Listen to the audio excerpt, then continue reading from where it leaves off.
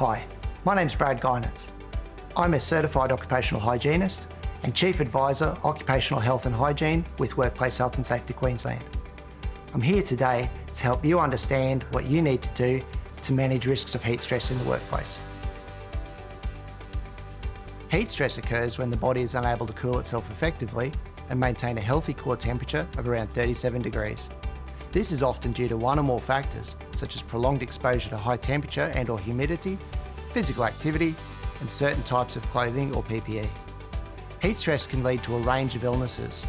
While some of the more mild conditions include heat rash and heat cramps, prolonged exposure can lead to more severe conditions such as heat exhaustion and heat stroke.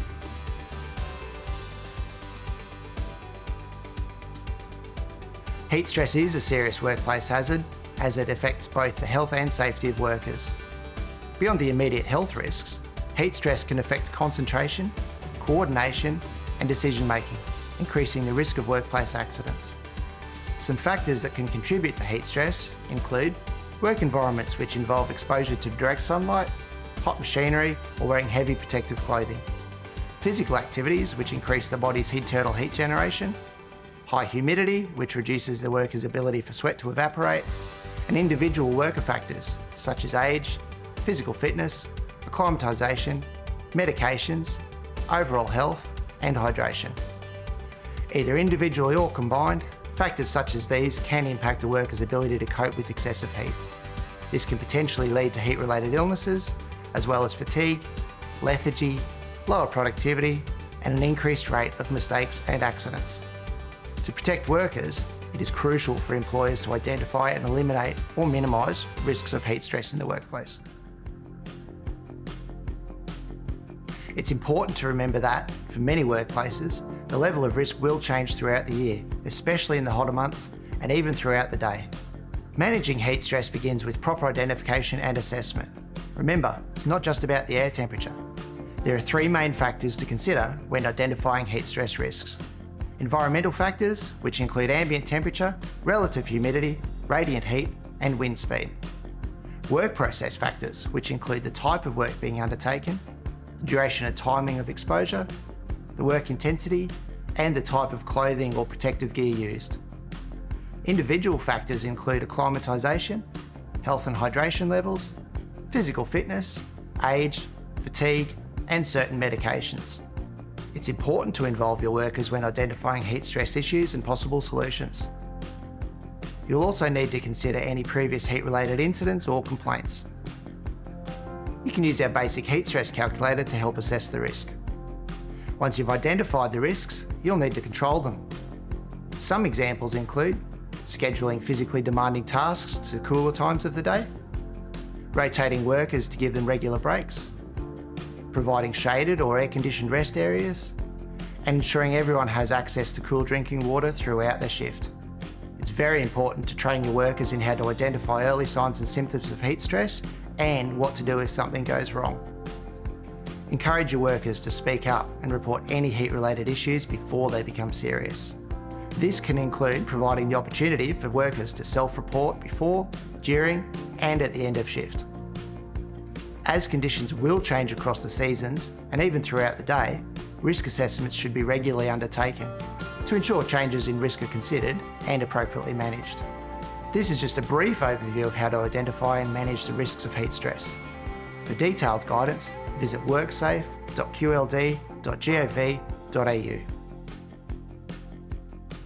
Originally developed by the Australian Institute of Occupational Hygienists, our online calculator lets you undertake a basic heat stress risk assessment and is designed so that anyone can use it without the need for specialist equipment or training.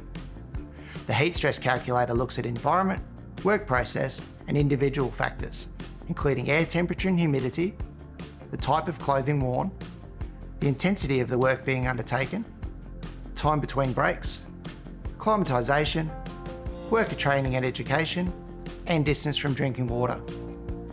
The calculator allows for real-time adjustment of the risk factors to help you determine the effectiveness of various control approaches both before the work starts and as conditions change throughout the day or shift. When it comes to heat stress, PCBU has a number of key responsibilities under the Work Health and Safety legislation.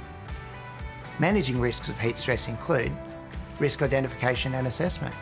Make sure when you assess the workplace, you talk with your workers and assess their individual factors, as well as the work environment and the tasks being undertaken. Controlling exposure. Two of the most effective ways to manage heat exposure are to change the work environment or the nature of the work, or even both if possible. When selecting controls, make sure you involve both workers and management in the process. Following the hierarchy of control, ask yourself questions like, does the work need to be done? Can the work be done at a different time, such as during a cooler part of the day or season? Or can it be done in a different way?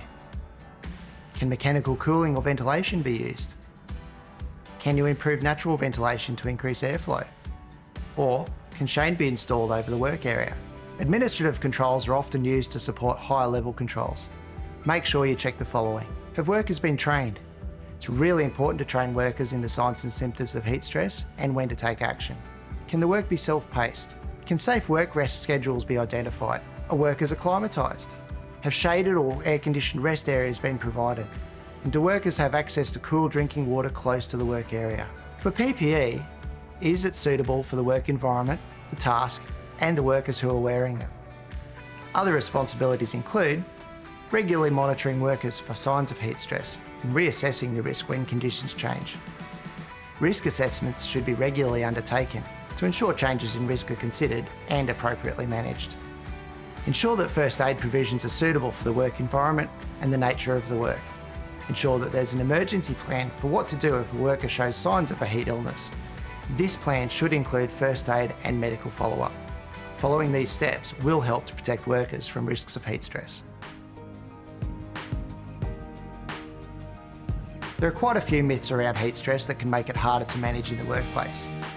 Some of them are: thirst is the first sign of dehydration. Thirst is often seen as a sign that you're getting heat dehydrated, but by the time you feel thirsty, your body may already be in the early stages of dehydration. It's really important to drink water regularly throughout the day, even if you're not thirsty. Only outdoor workers are at risk of heat stress. Heat stress can occur in indoor environments too, such as factories or kitchens. It can be caused by the build-up of heat from equipment, processes, or poor ventilation, as well as the type of work being undertaken.